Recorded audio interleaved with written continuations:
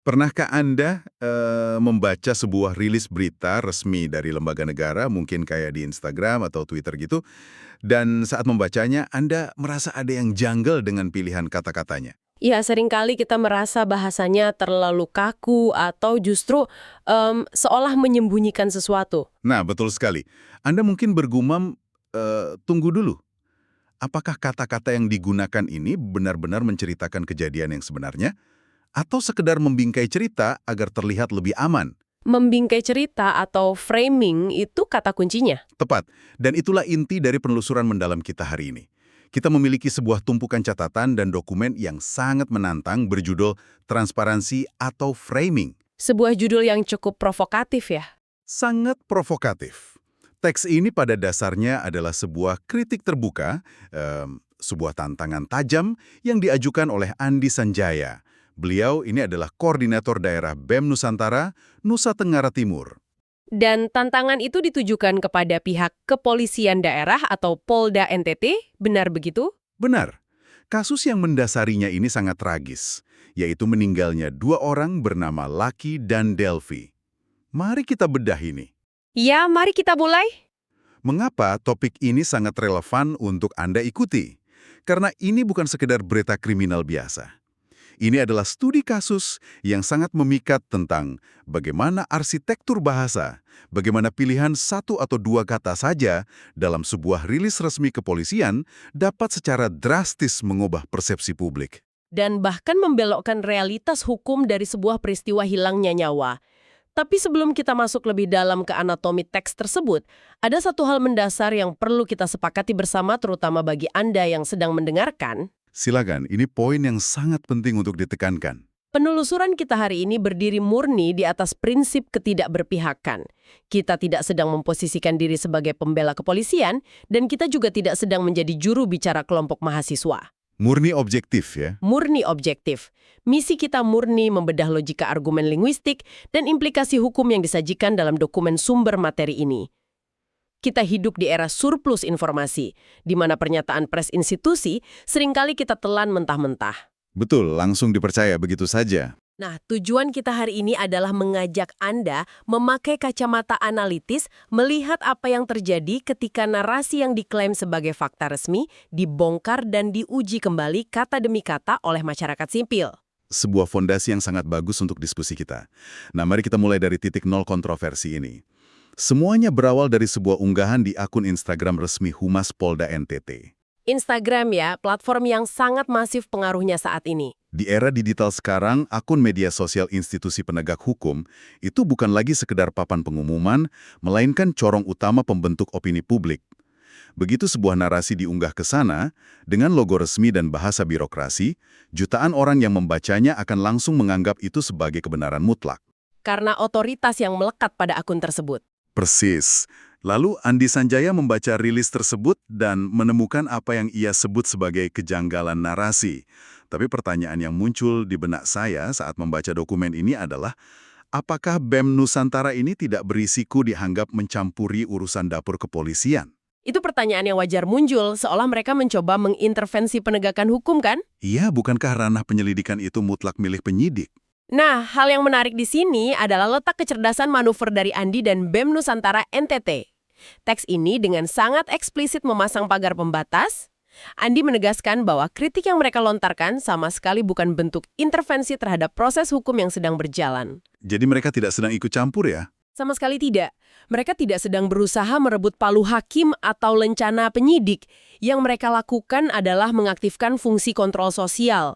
Dalam masyarakat sipil modern, dan ini sangat penting bagi Anda yang menaruh perhatian pada isu-isu demokrasi publik, itu memiliki hak bahkan kewajiban konstitusional untuk tidak sekedar mengangguk pada pernyataan sepihak. Publik berhak menuntut akuntabilitas. Tepat sekali. Jadi posisinya bukan mencampuri penyelidikan teknis, melainkan mengawasi produk komunikasi dari penyelidikan tersebut. Di dokumen ini, Andi menyampaikan, kami menghormati proses hukum yang sedang berjalan. Tapi sebagai mahasiswa dan masyarakat sipil, kami punya hak untuk menguji konsistensi narasi. Menguji konsistensi narasi ini konsep yang sangat menarik. Sangat analitis. Kalau kita menonton film thriller, kita kan terbiasa mencari celah atau plot hole dari cerita si tokoh utama. Tapi ini bukan fiksi layar lebar. Ini adalah kehidupan nyata dengan nyawa yang benar-benar hilang. Dan taruhannya sangat tinggi. Betul. Ketika narasi resmi dilempar ke ruang publik, masyarakat berhak membongkar struktur kalimatnya dan bertanya, apakah klaim ini ditopang oleh fondasi bukti yang kuat atau hanya dirakit dari asumsi semata? Membongkar struktur kalimat adalah istilah yang sangat tepat. Karena bahan baku dari narasi penegakan hukum bukanlah opini, melainkan diksi, pilihan kata. Dokumen kritik ini membawa kita pada analisis linguistik yang sangat spesifik yang jujur saja jarang sekali kita lihat dalam kritik publik pada umumnya. Biasanya kan kritik publik itu lebih ke arah emosional ya, unjuk rasa yang berapi-api. Nah itu dia, Andi tidak menyerang institusi secara membabi buta dengan retorika emosional. Ia justru mengambil rilis resmi Polda NTT tersebut, meletakkannya di atas meja bedah dan menyoroti kata-kata spesifik yang digunakan untuk menggambarkan detik-detik sebelum hilangnya nyawa Lucky dan Delphi. Mari kita mulai operasi bedahnya. Disinilah bagian yang sangat menarik bagi saya. Kata pertama yang disorot tajam dalam dokumen ini adalah percekcokan. Rilis Humas Polda NTT menggunakan kata ini untuk mendeskripsikan awal mula insiden. Percekcokan? Ya. Bagi Anda pendengar kita, kata percekcokan mungkin terdengar seperti sinonim biasa untuk pertengkaran atau cekcok mulut hal yang sepele. Tapi kalau kita membedah makna bawaan dari kata tersebut, percekcokan mensyaratkan adanya konflik dua arah. Ada relasi timbal balik di sana. Itu poin yang krusial, relasi timbal balik. Kalau si A membentak dan si B diam saja ketakutan, itu bukan percekcokan. Itu intimidasi verbal. Percekcokan berarti A dan B sama-sama membalas. Dan pemahaman bawaan itulah yang membuat kata ini menjadi sangat problematik ketika diletakkan dalam konteks hukum pidana. Andik mempertanyakan validitas faktual dari kata tersebut. Jika kenyataannya korban sedari awal posisinya pasif, tidak melakukan perlawanan atau bahkan mencoba menghindar, maka melabeli situasi tersebut sebagai percekcokan adalah sebuah kekeliruan fatal. Karena itu secara tidak langsung menyalahkan korban juga. Tepat. Secara psikologis, kata ini menciptakan apa yang disebut framing atau pembingkaian. Publik yang membaca rilis itu akan secara bawah sadar berpikir, oh orbannya juga ikut andil memicu keributan.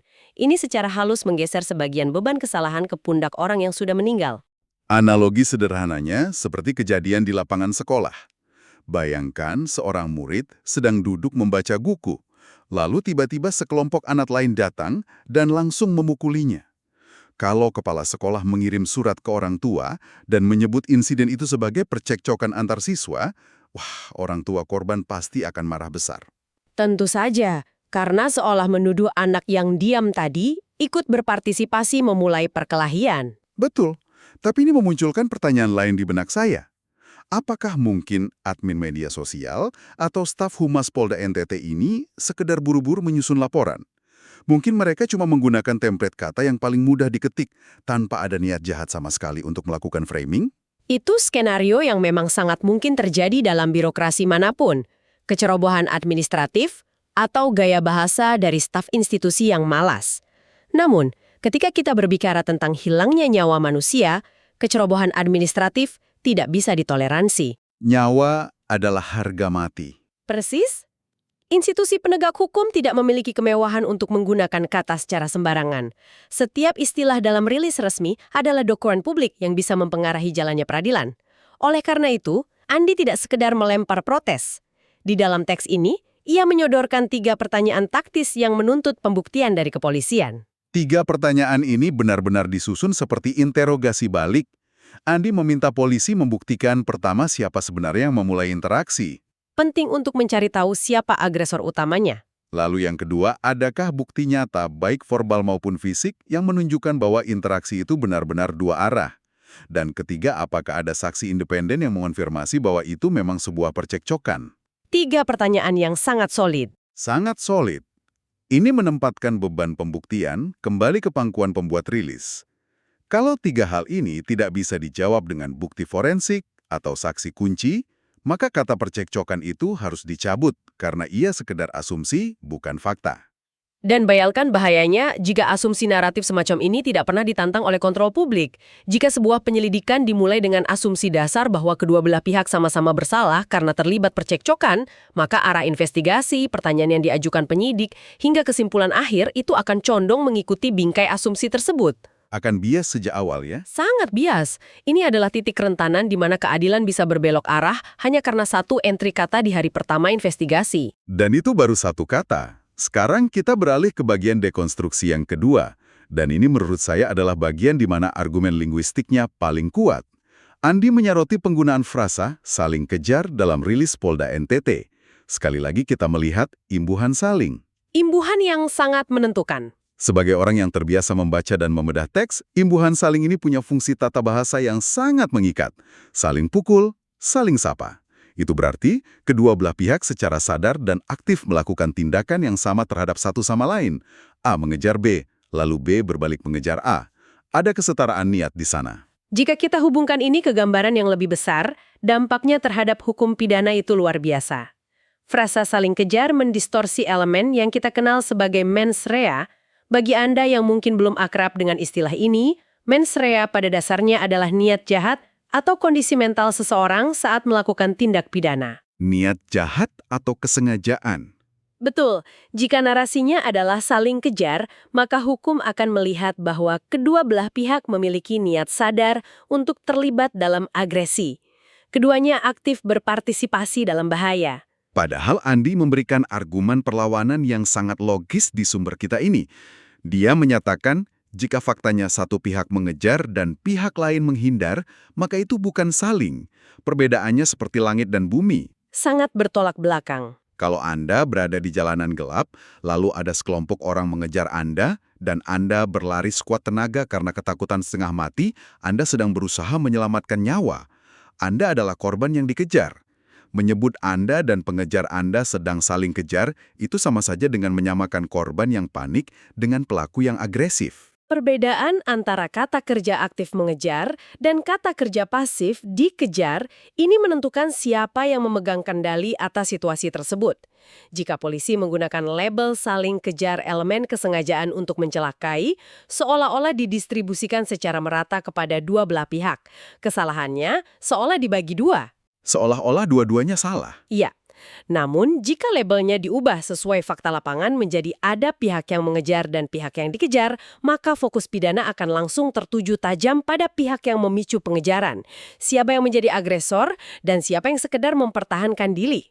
Ada satu detail spesifik dari teks yang membuat argumen Andi ini tidak bisa diabaikan begitu saja.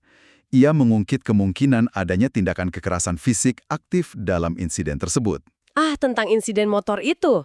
Ya, kutipannya seperti ini kalau kemudian ada tindakan aktif seperti penendangan motor dalam situasi pengejaran, maka relasi peristiwanya harus dibuka secara transparan. Ini membuka dimensi baru. Kalau memang ada insiden tendang-menendang motor saat melaju kencang, yang mana itu jelas adalah bentuk serangan mematikan, mengemas seluruh kejadian brutal itu ke dalam frasa saling kejar adalah sebuah upaya penghalusan masalah tingkat tinggi. Sebuah eufemisme. Betul, eufemisme manis yang menutupi kebrutalan. Istilah umum saling kejar dipakai sebagai karpet untuk menyembunyikan debu fakta tentang siapa yang sebenarnya melakukan kekerasan fisik terhadap siapa. Eufemisme institusional semacam ini seringkali menjadi musuh utama dari akuntabilitas publik. Menyembunyikan serangan fisik di balik frasa saling kejar adalah bentuk kegagalan transparansi. Dan setelah membongkar masalah demi masalah dalam diksi yang dipilih Humas Polda NTT ini, dokumen ini mencapai puncaknya. Klimaks dari kritik BEM Nusantara. Tepat, Andi tidak berhenti pada sekedar kritik linguistik. Ia mengambil langkah yang jauh lebih konkret dengan memberikan semacam ultimatum resmi. Betul sekali, intensitas dari dokumen ini meningkat tajam di bagian akhir. Andi secara terang-terangan menantang Polda NTT untuk melakukan gelar perkara secara terbuka. Gelar perkara? Bagi sebagian pendengar yang mungkin bertanya-tanya apa bedanya ini dengan jumpa pers biasa, gelar perkara itu jauh lebih teknis. Ini bukan sekedar polisi berdiri di depan mikrofon membacakan kesimpulan yang sudah jadi. Gelar perkara adalah forum pemaparan di mana penyidik harus membuka seluruh isi map investigasi mereka, memperlihatkan bukti, dan membeberkan kronologi secara utuh. Ini membuktikan bahwa BEM Nusantara menggunakan instrumen hukum yang tersedia untuk memaksa terjadinya transparansi. Tapi Andi menambahkan syarat yang sangat krusial di sini. Apa syaratnya? Gelar perkaranya tidak boleh eksklusif. Ia menuntut agar kepolisian melibatkan unsur pengawas baik eksternal maupun internal. Berbicara soal pengawas internal, teks ini juga menyinggung institusi seperti Propam atau Irwasda. Bagi Anda yang mungkin sedikit asing dengan akronim-akronim kepolisian ini, Propam dan Irwasda ini ibarat polisinya para polisi. Divisi pengawas ya? Ya, mereka adalah divisi di dalam tubuh kepolisian yang tugas spesifiknya adalah mengawasi etika, disiplin, dan profesionalisme para anggota polisi lainnya. Jadi Andi pada dasarnya meminta pengawas dari kepolisian sendiri untuk turun tangan melihat apakah penyidik dalam kasus ini bekerja sesuai prosedur standar atau tidak. Permintaan pelibatan pengawas ini sebenarnya menunjukkan ketidakpercayaan terhadap klaim yang sifatnya sepihak. BEM Nusantara menuntut agar gelar perkara tersebut membedah kronologi mentahnya tanpa ada filter komunikasi dari Humas. Mereka ingin melihat data mentahnya. Betul, mereka ingin melihat analisis forensik yang berbasis sains, bukan sekedar kompilasi keterangan dari satu pihak. Dan yang paling mengikat diskusi kita hari ini, mereka menuntut kepolisian memaparkan secara terbuka dasar metodologis penggunaan istilah percekcokan dan saling kejar tadi. Dari mana penyidik mendapatkan pijakan fakta untuk berani mempublikasikan kata-kata tersebut ke masyarakat luas? Itu tantangan pembuktian yang sangat berat bagi pembuat rilis. Dan Andi menyampaikan ultimatum ini dengan nada yang menurut saya sangat muram dan serius. Ada satu kalimat dari dokumen ini yang benar-benar menampar kesadaran kita tentang realitas di balik perdebatan kata-kata ini. Kalimat yang mana? Andi menyatakan seperti ini. Kami tegaskan sekali lagi, penyidik Polda NTT tidak boleh bermain-main dengan perkara ini. Ini merenggut nyawa dan ada darah yang tertumpah. Maka kami meminta untuk segera lakukan gelar perkara. Itu pernyataan yang sangat kuat. Sangat kuat. Kalimat ini menarik kita dari diskusi akademis tentang linguistik kembali ke kenyataan yang dingin di lapangan. Ini bukan sekedar permainan semantik. Ini bukan tentang siapa yang lebih pintar merangkai kata. Ini tentang nyawa dua manusia yang hilang secara tragis. Ada korban nyata di sana. Ada darah nyata yang tertumpah di jalanan. Kepolisian tidak sedang menyusun draft cerita fiksi. Mereka sedang mendokumentasikan babak akhir dari kehidupan seseorang. Kalimat tersebut benar-benar menyentuh dasar pijakan dari sistem peradilan pidana, yaitu legitimasi dan kepercayaan publik. Ini memunculkan pertanyaan penting. Dalam sosiologi hukum, ada satu prinsip dasar, semakin tertutup sebuah proses penegakan hukum, semakin rentan legitimasi institusi tersebut hancur di mata masyarakat. Kepercayaan publik akan merosot tajam. Pasti.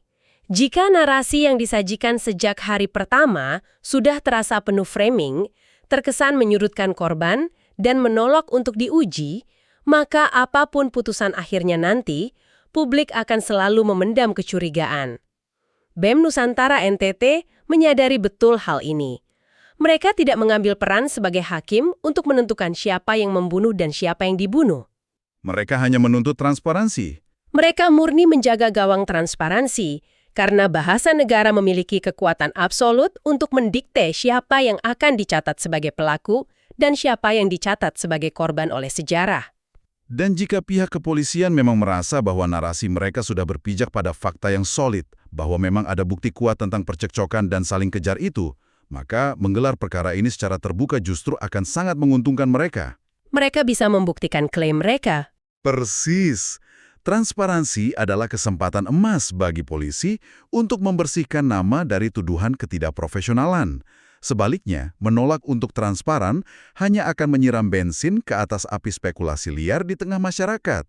Oke, kita telah menyusuri argumen dari awal, membongkar bahaya laten di balik kata percekcokan dan saling, hingga membahas pentingnya gelar perkara terbuka saat nyawa menjadi taruhannya. Diskusi yang sangat padat. Jadi, apa arti dari semua ini? Dari semua tumpukan analisis linguistik dan hukum ini, apa pelajaran terbesar yang bisa Anda bawa pulang? Satu hal yang pasti, diksi, pilihan kata, atau struktur bahasa yang digunakan oleh negara tidak akan pernah bersifat netral. Tidak pernah netral. Kata-kata itu selalu membawa beban makna dan konsekuensi hukum yang sangat nyata. Bahasa bukanlah sekedar alat bantu untuk menyampaikan informasi. Bahasa adalah instrumen kekuasaan. Ia bisa membentuk persepsi, ia bisa menggeser tuduhan, dan ngerinya, ia bisa menghapus posisi korban. Oleh karena itu, kita sebagai masyarakat sipil harus selalu bersikap kritis. Kita harus selalu mempertanyakan narasi yang disodorkan. Betul. Dokumen dari Andi Sanjaya ini ditutup dengan sebuah kutipan pamungkas yang harus kita ingat baik-baik. Dalam negara hukum, transparansi bukan pilihan, itu kewajiban. Sebelum Anda yang sedang mendengarkan ini benar-benar melepaskan headphone atau mematikan layar, izinkan saya meninggalkan satu pertanyaan untuk Anda bawa di perjalanan pulang atau saat bersantai hari ini. Silakan. Kita baru saja membuktikan bagaimana satu kata sederhana seperti percecokan dalam rilis awal kepolisian berpotensi besar membalikan konstruksi mens rea, menggeser narasi hukum, dan menimpakan kesalahan pada mereka yang mungkin hanya berusaha menyelamatkan nyawa. Jika kekuatan bahasa sekecil itu memiliki daya hancur sebesar itu dalam satu kasus lokal, coba bayangkan seberapa banyak dari sejarah keadilan kita secara global yang sebenarnya telah dibelokkan. Itu pertanyaan yang mengerikan sebenarnya. Sangat mengerikan. Bukannya belokkan oleh konspirasi elit yang rumit dan bukan karena kurangnya bukti fisik, melainkan secara diam-diam diubah hanya karena manipulasi kosakata bias pribadi atau bahkan sekedar kemalasan seorang petugas piket yang duduk di depan mesin tik pada hari kejadian. Dan memutuskan secara sepihak kata kerja apa yang akan mendefinisikan sebuah tragedi untuk selamanya. Apakah narasi keadilan yang selama ini kita yakini hanyalah produk dari mereka yang memiliki otoritas untuk memilih kata pertama? Sebuah pemikiran provokatif yang sangat luar biasa untuk direnungkan. Kami ingin mengucapkan terima kasih yang sebesar-besarnya kepada Anda karena telah meluangkan waktu bersama kami dalam penelusuran mendalam hari ini. Kami harap diskusi ini bisa membekali Anda dengan perspektif baru, sehingga mulai besok ketika Anda membaca pernyataan resmi atau rilis berita apapun, Anda tidak lagi hanya membaca informasinya, tetapi juga melihat bagaimana narasi itu dirakit. Terima kasih sudah mendengarkan. Tetaplah kritis, dan sampai jumpa di penelusuran materi kita berikutnya.